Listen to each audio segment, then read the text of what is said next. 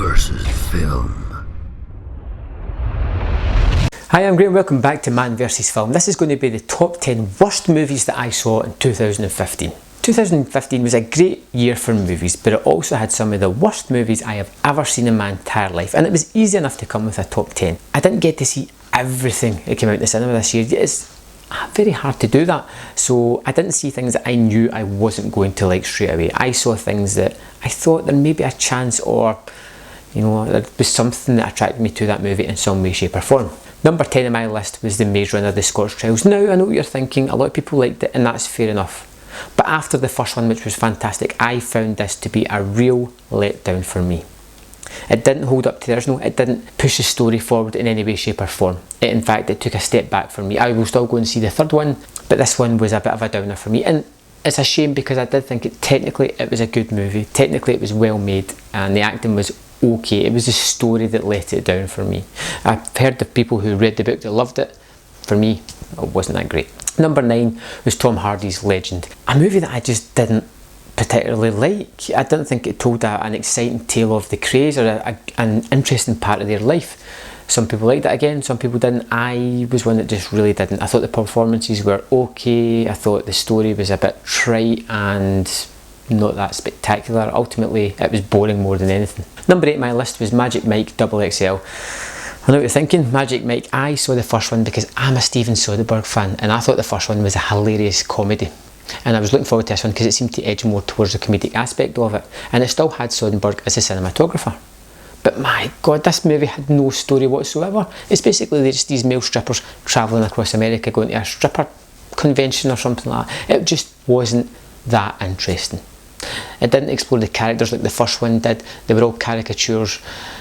Ultimately, 2 thumbs down. Number 7 on my list was Black Mass, a movie that was just trite, boring, repetitive, uninteresting, had average performances at best, and it's something that I just did a review for not long ago. It's not worth your time.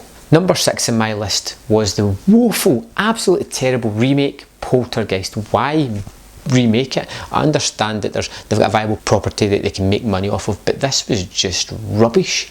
It had no scares, it wasn't that interesting. The best thing about it was Sam Rockwell, who actually elevated it ever so much. It raised it from a 1 star to a 1.5 star. If you like horror, give it a miss. If you like yourself, give it a miss. If you respect yourself, do not watch this. And now on to my top 5. I can utterly say, hand on my heart, that these are the worst movies I saw this year. I hated every single one of them.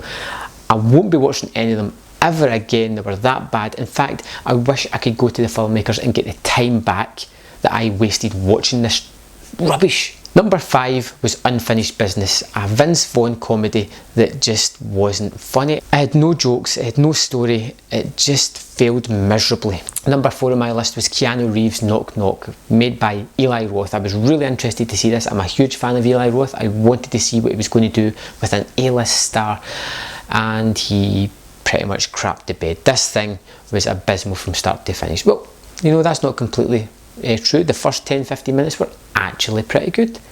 Then it delved into complete utter rubbish. There's nothing good I can say about this movie. It's despicable characters doing despicable things to each other in a despicable tale. It's horrible.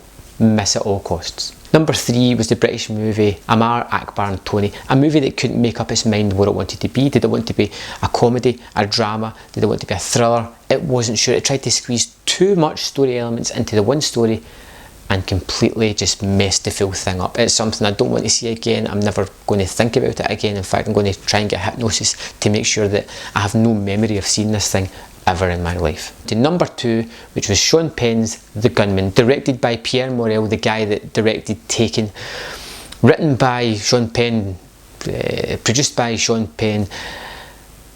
Rubbish, utter rubbish. It had Javier Bardem in it, and Idris Elba, who, these guys, I don't know why they're doing it, definitely a paycheck. Sean Penn, great. You've had a personal trainer and a dietitian work out, so you've got one of that old man type of bodies that looks like sort of like a real human being, but only covered melted wax. It's just not normal.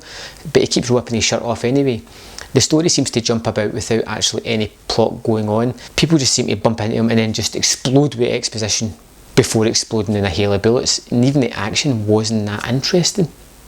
Ultimately, this movie I almost walked out of very near the end, but I knew I was almost at the finish and I took it as a personal challenge to get through it. Complete garbage. Miss at all costs. Number 1, the worst movie of the year, the thing that you should miss at all purposes, and that is Monsters Dark Continent.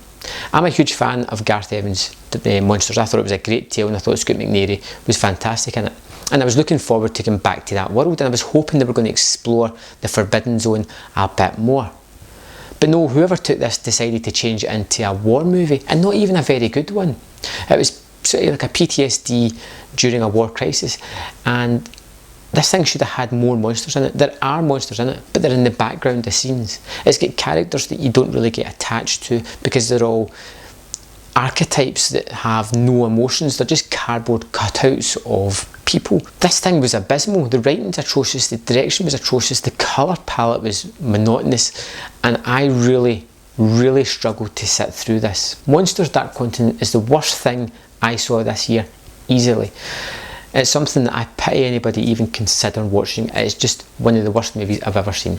So that's my top 10 worst movies of the year. What did you see this year that really just made you want to run away and cry for humanity? Let me know in the comments below, and I will see you next time on Man vs Film. Hey guys, thanks for watching that video. In front of you there are 2 more videos that you can check out whenever you want, and at the bottom of the screen is a subscribe button, and I would really appreciate if you would subscribe to this channel, and I'll make sure that you get the content first and foremost.